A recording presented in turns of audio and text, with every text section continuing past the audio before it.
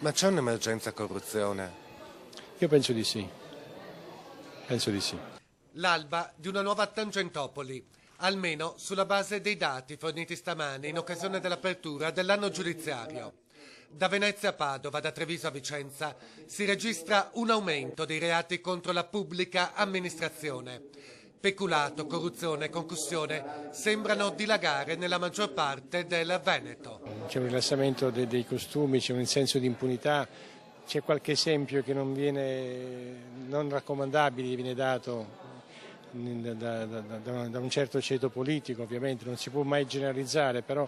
Ma rispetto a quanto accadde nel 92 c'è una differenza ancora sostanziale. All'epoca crollò la diga, cominciarono a parlare tutti i corruttori, i concussi, erano andati troppo in là e quindi. Qui c'è ancora un po' di omertà? Ma penso di sì, l'omertà è insita nella corruzione. I reati contro la pubblica amministrazione rappresentano un'emergenza, ribadisce il presidente vicario Vittorio Rossi, che dovrebbe essere affrontata seriamente con la stessa urgenza con la quale vengono affrontate le manovre economiche.